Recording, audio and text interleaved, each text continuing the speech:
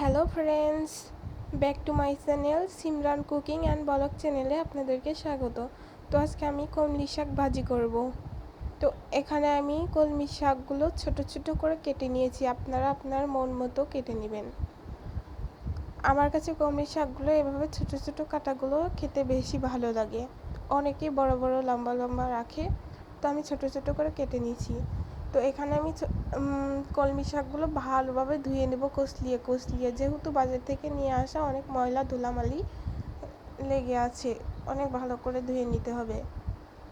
এই তো এখানে আমি কষলিয়ে কষলিয়ে ধুয়ে নিচ্ছি, অনেকবার ধুয়েছি অফ ক্যামেরায়, এখন ছেঁকে উঠাই নেব। এটা আমি ছেঁকে উঠাই নিয়েছি। তো এই পর্যায়ে গিয়ে আমি চুলায় একটা কড়াই বসিয়ে দেব। তো আমি এখানে 50% শাক সেদ্ধ করে নিব।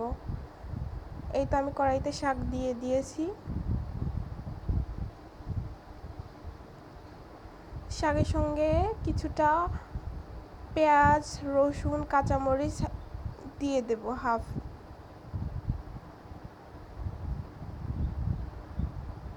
তো আমার রান্নাটা যদি বন্ধুরা তোমাদের ভালো লাগে তাহলে চ্যানেলটা সাবস্ক্রাইব করে লাইক করে পাশে থাকো, হ্যাঁ। তো এখানেই তো আমি পেঁয়াজ মরিচ দিয়ে দিয়েছি।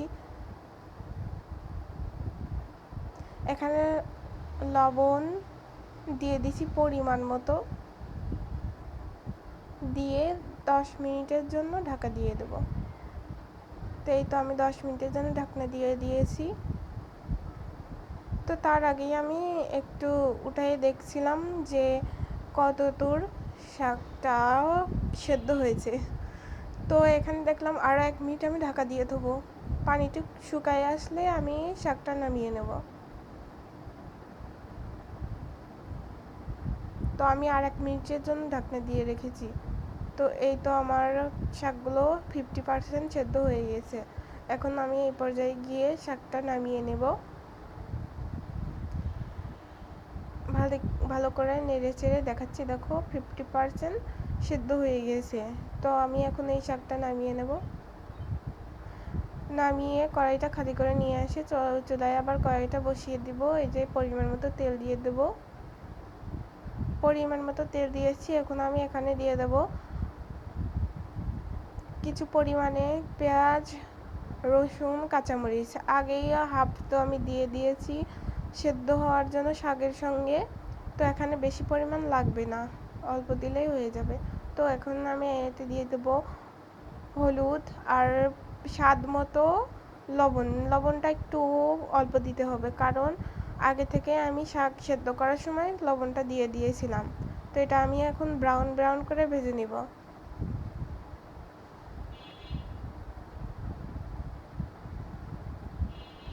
তো এই তো আমি এখানে ব্রাউন ব্রাউন করে ভেজে নিচ্ছি।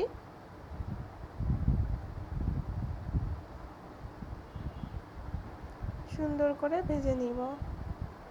আসলে শাক কার কার প্রিয় জানি না, আমার অনেক অনেক প্রিয়, আমার হাজবেন্ডেরও অনেক প্রিয় শাক। তো এই তো আমার ব্রাউন ব্রাউন করে ভাজা হয়ে গেছে। এখন আমি 50% শাক সেদ্ধ করা রেখে দিয়েছিলাম, ওইটা দিয়ে দেব।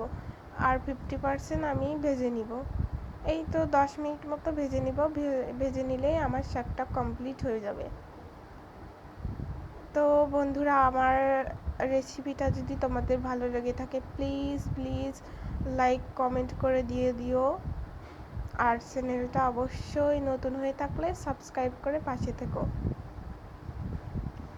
তো এই তো আমি এখানে শাকটা ভালো করে ভাজি করে নিচ্ছি। তো এই তো আমার শাক ভাজি কমপ্লিট, এখন আমি নামিয়ে নিয়েছি। তো আমার রেসিপিটা যদি তোমাদের কাছে ভালো লেগে থাকে তাহলে লাইক কমেন্ট, আর নতুন হয়ে থাকলে চ্যানেলটা সাবস্ক্রাইব করে পাশে থাকো। তো আল্লাহ হাফেজ, টাটা।